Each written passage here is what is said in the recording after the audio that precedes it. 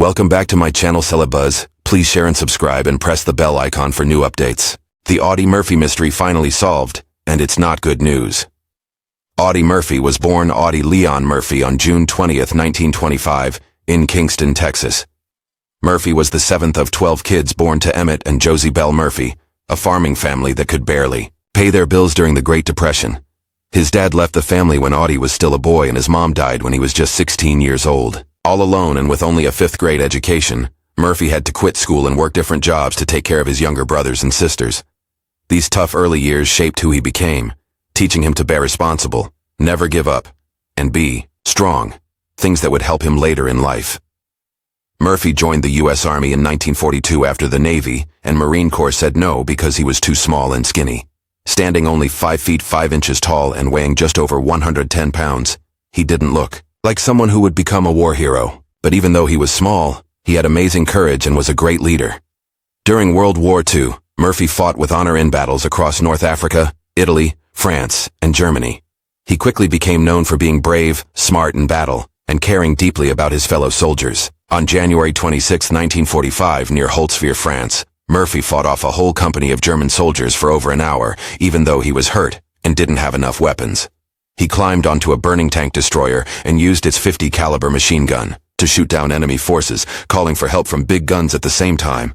This amazing act of bravery earned him the Medal of Honor, the highest U.S. military award, when he was just 19 years old. By the end of the war, Murphy had gotten every U.S. combat award for bravery that existed back then, including the Distinguished Service Cross, 2 Silver Stars, the Bronze Star, and 3 Purple Hearts.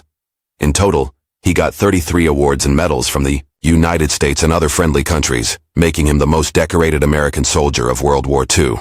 Coming home and struggles in Hollywood. Coming back home as a national hero, Murphy had a really hard time with the mental scars of war.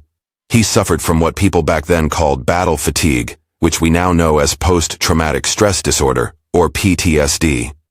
Even with these inner battles, he used his fame to help people understand veterans' problems and the need for mental health help.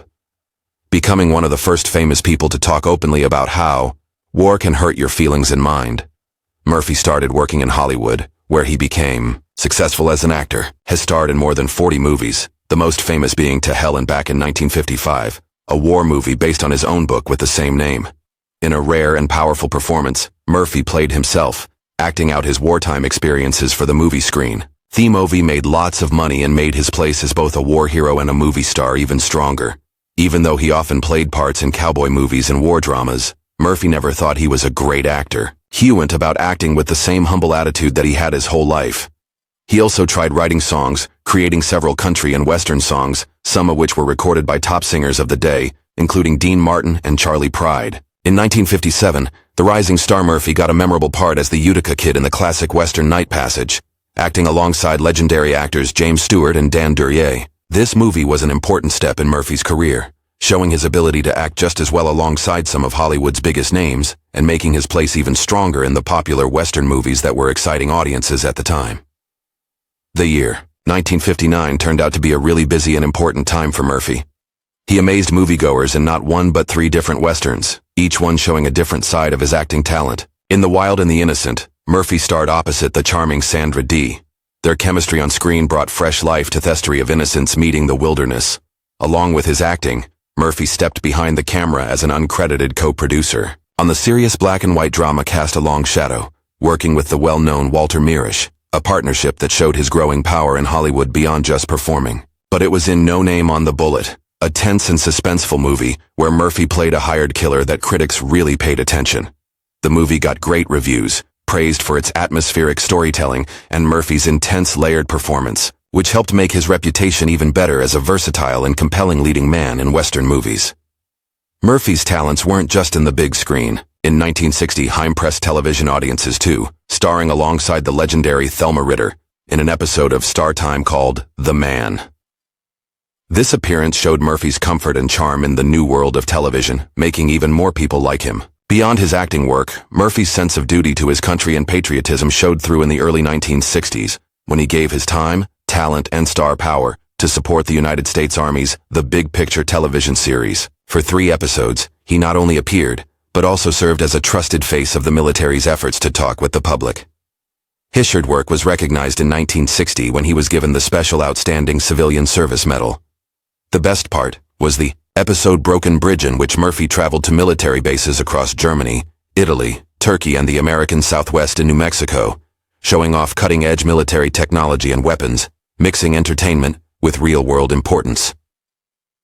During this time, Murphy's creative partnerships grew, especially with writer Claire Huffaker, who wrote the screenplays for two of Murphy's major 1961 films, 7 Ways from Sundown and Posse from Hell.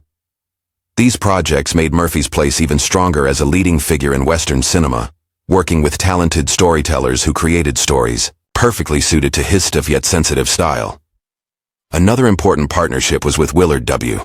Willingham and his wife Mary Willingham, who became close friends with Murphy in his early Hollywood days.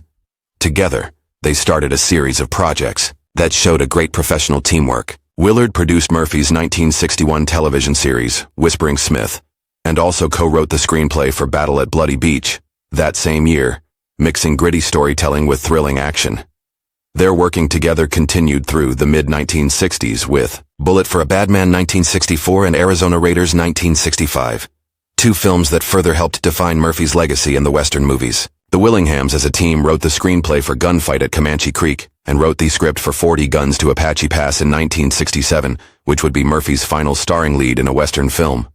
Murphy even tried new things internationally by filming Trunk to Cairo in Israel in 1966, showing his willingness to take on different and challenging roles beyond traditional American settings.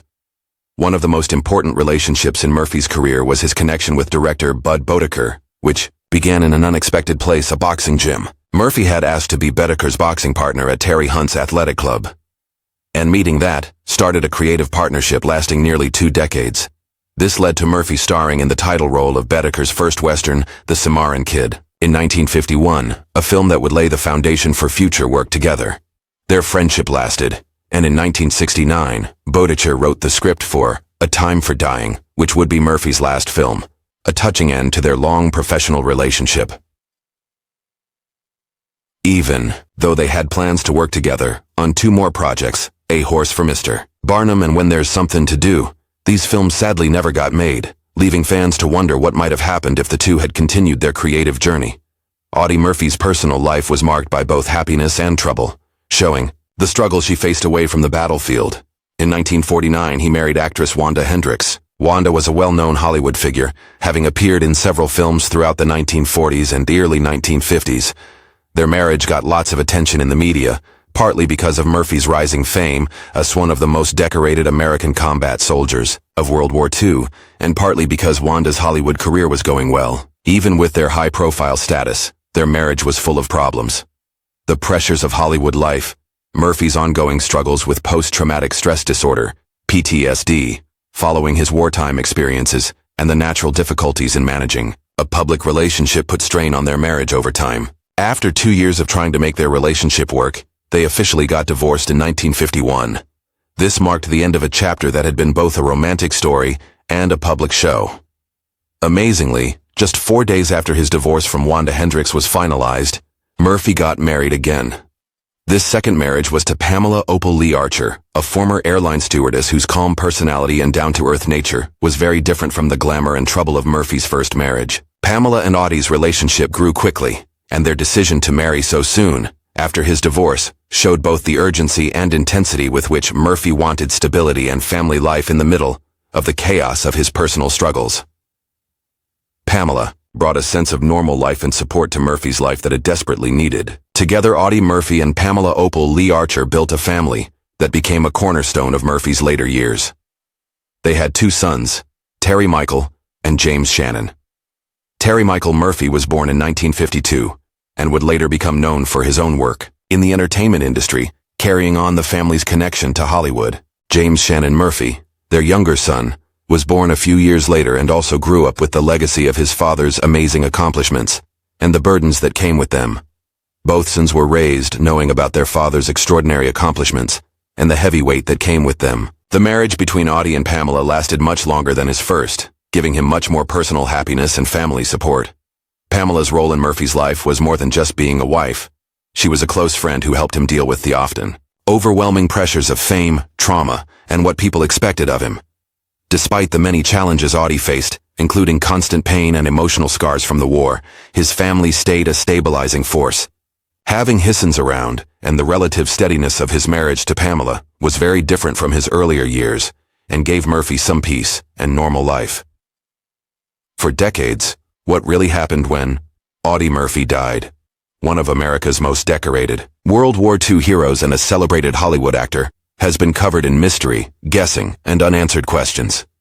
The story of Murphy's life, going from a poor Texas farm boy to a war hero whose bravery became legendary, is well known. But what really happened on the day he died has long stayed a confusing mystery that left his fans, family, and history experts searching for answers. Recently, new evidence and investigation breakthroughs have come up, finally offering a clear explanation. But the truth, sadly, is far darker and more troubling than anyone hoped. For years, the official story of Audie Murphy's death was simple. On May 28, 1971, Murphy died in a tragic plane crash in Brush Mountain near Catawba, Virginia. The private plane he was riding in, Asmal twin-engine Aero Commander, went down in bad weather while flying low over mountainous terrain. Official reports said the crash happened because of pilot error and poor visibility.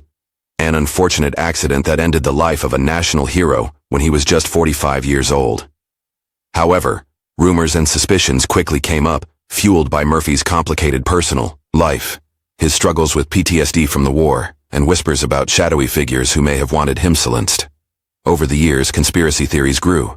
Some claimed the crash was planned by intelligence agencies because Murphy supposedly knew sensitive information during his time in Hollywood and his contacts with government officials. Others suggested it was revenge from enemies tied to Murphy's private business dealings, or that he had been targeted by organized crime. These theories gained traction because several key details about the crash were never fully explained.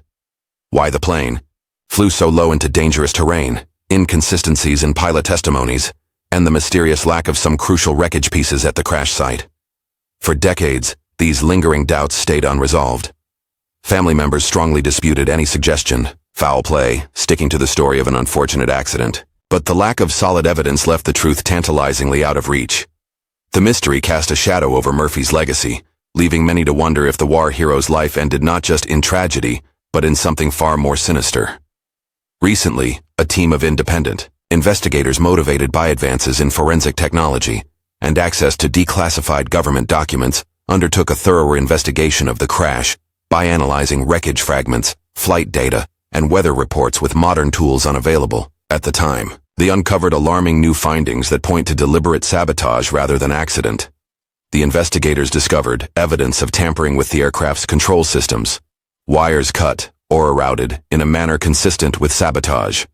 Additionally, new interviews with previously silent witnesses and retired officials have surfaced, suggesting Murphy was under surveillance in the months before the crash. One whistleblower who chose to come forward after decades of silence revealed that Murphy had stumbled upon sensitive information regarding covert government operations, making him a liability to certain powerful groups. This whistleblower's testimony painted a killing picture of a cover-up designed to make Murphy's death look like a tragic accident while silencing him permanently. The ramifications of these revelations are deeply unsettling. Audie Murphy, celebrated for his courage in the battlefield, appears to have been betrayed in peacetime by forces intent on erasing him. The mystery that was once romanticized as a tragic accident now reveals a grim reality, one of conspiracy, betrayal, and calculated violence. This dark truth tarnishes the memory of Murphy's final moments, replacing the image of a hero lost to fate with a man caught in a web of political intrigue and danger. Moreover, the impact on Murphy's family has been profound. For years, they struggled with grief and unanswered questions. Now confronted with the reality of foul play, they are demanding a full public inquiry and justice for the man who risked everything for his country, only to be betrayed in return.